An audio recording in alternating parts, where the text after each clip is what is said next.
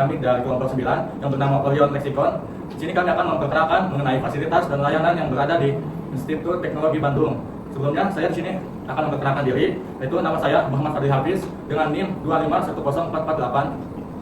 Saya Karina Ajarina Fisya dengan NIM 2509634. Saya Tiana Sabrina dengan NIM 25088. Saya Lisa Fatalita dengan NIM 2509196. Saya Zahra Safilani Rahma dengan NIM 2510293. Saya Rizky Bunda Chandra dengan NIM 2510355. Saya Alika Rafisa dengan NIM 2511190.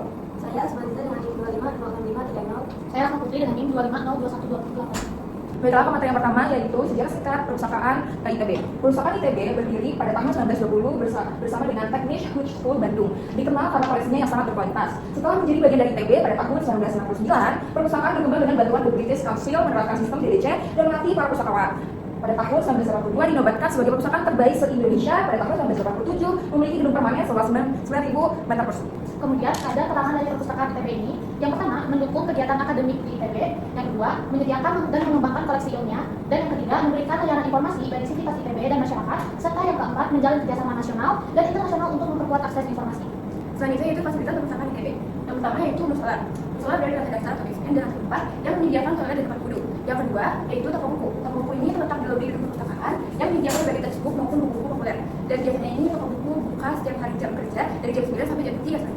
Nah, untuk fasilitas selanjutnya yang ketiga ada ruang serbaguna. Ruang serbaguna ini terletak di lantai 1 dan digunakan untuk kegiatan komunitas dan akademik. Di ruangan ini dilengkapi dengan proyektor, layar, sound system, serta digunakan juga untuk menyimpan koleksi kerjasama seperti Sampurna Corner dan Guter Institute. Yang keempat ini ada ruang audiovisual. Ruangan ini berfungsi sebagai tempat pelatihan teknologi, informasi, dan layanan internet mahasiswa. Dilengkapi dengan komputer, proyektor, layar, dan sound system yang terletak di lantai. Selanjutnya ada layanan perpustakaan yang ada di ITB. Yang pertama ada e-book. E-book akses ke seluruh database e-book yang dilanggahi ITB harus menggunakan ITB Account.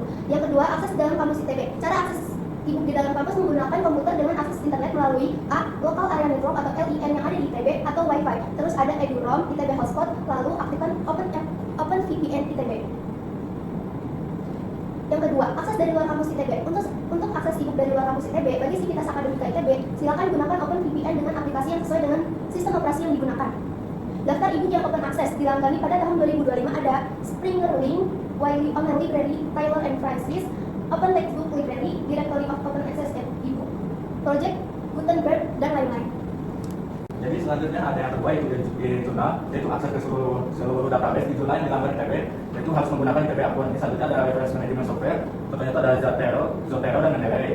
Selanjutnya itu ada sumber di jurnal, The Outlier Glossary. Selanjutnya ada di resource perpustakaan nasional Republik Indonesia, itu di resource PNKI. Dan selanjutnya ada Open Access Directory of Open Access Books yang dapat disikat dari DOI-AB. Selanjutnya ada Directory of Open Access juga, yaitu dua yang dapat disikat seperti DOIG, IDS. Dan ketiga itu ada katalog digital, dapat diakses melalui link tersebut. Selanjutnya yang keempatnya ada layanan multi kampus, yaitu Inter dari Teknologi Indowan, layanan peminjaman antar perpustakaan ITB dan riset Jatinangor, dan menggunakan sistem web dan dapat diakses oleh masih publik melalui akun SIX. Layanan yang terakhir ada layanan pinjam antar perpustakaan internasional.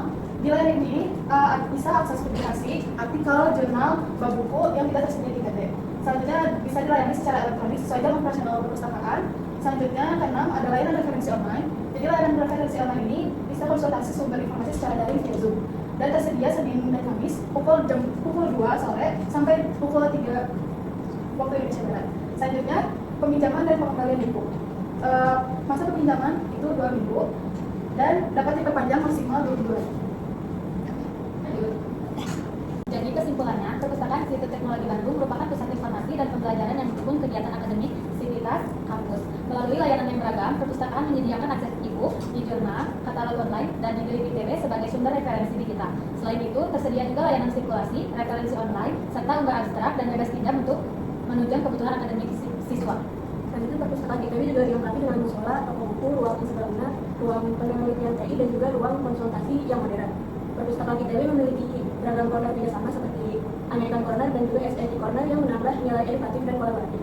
Perpustakaan ITB tidak hanya menjadi tempat untuk koleksi, tapi juga berperan sebagai pusat literasi, riset, dan pengembangan ilmu pengetahuan yang mendukung terciptanya budaya akademik unggul di lingkungan kampus. Jadi sekian saja pemaparan materi mengenai fasilitas dan layanan ITB dari kelompok kami.